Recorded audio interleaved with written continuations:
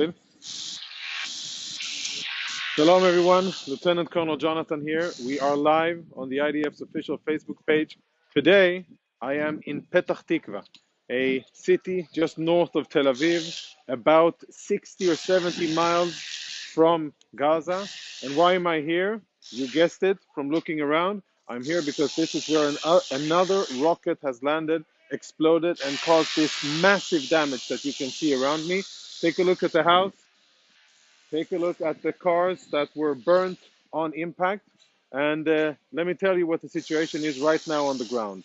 More than 1,600 rockets have been fired from Gaza at Israeli civilians. Unfortunately, there are 7 dead Israelis as a result of this violence from Gaza. 6 of them are civilians, 1 of them is a soldier, and of course, our hearts go out to each and one of them and their families.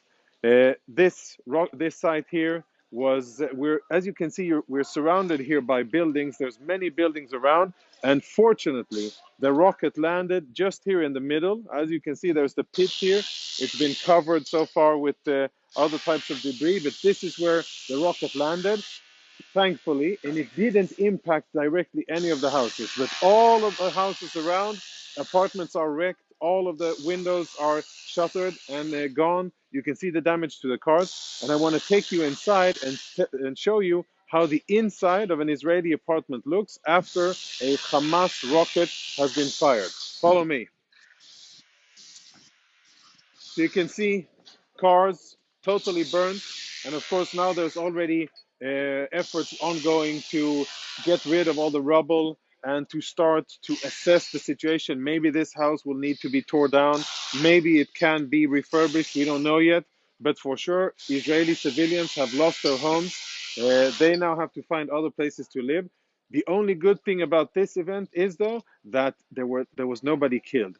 People here, the Israelis, they heard the alarm, they ran for shelters. Those who had shelters inside their own apartments went to their private shelters, and those who had the common shelters went there. And eventually, despite the fact that the rocket landed here and exploded and caused this massive damage, there were no serious casualties, and that's a great thing. And if anybody in the crowd is from Israel and you're listening, you know what to do. Be disciplined and seek shelter immediately when you hear the sirens, because it saves lives. The Iron Dome is phenomenal. It intercepts more than 90% of the rockets, but it cannot intercept everything, and you need to run for shelter. It saves lives as well. Let's go on in and see how it looks here. It's a bit of a tricky walk up. As you can see, everything's totally, you can see the results of the fire here. Everything's black, full of coal. And as we walk carefully up the steps, it's going to be dark for a few seconds, but trust me, we're still live and filming. We're going to have a peek inside one of the apartments here and see what it looks like, a close call with a Hamas rocket. Let's go in one of the rooms. We're now going through, we went through, and this was the bedroom of an ordinary Israeli family. Now you can see the impact site from above.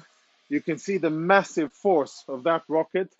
This rocket obviously had a payload of dozens of kilograms of explosives. It caused massive damage all over, and only by good luck was nobody killed here.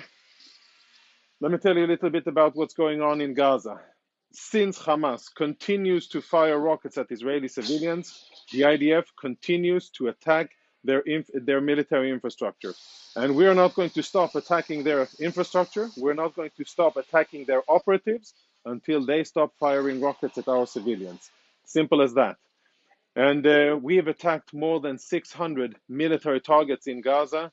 We've hunted down terrorists, and we will continue to do that until calm and peace is restored, and until Hamas understands that they went too far. They fired at Jerusalem, and they've been firing rockets almost without stopping for almost 3 days. We're not going to tolerate that, and we are ready, prepared to ramp up operations and to continue and have them feel the pressure of our military efforts. So just a quick recap. You know what? Let's have a look at another room since we're already in the in the house here.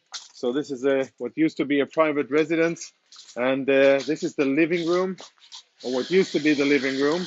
Now imagine what kind of force, what kind of explosive yield you have to have in order to blow a hole through a wall like this, a brick wall. And very fortunate that nobody was killed here.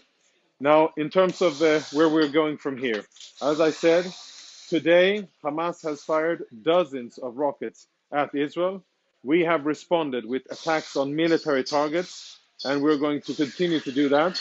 And we are preparing to enhance and broaden our military activities and to make sure that Hamas and the other terrorists in Gaza get their message. We're defending ourselves against their aggression, and we're committed to do so until calm and peace is restored for Israeli civilians.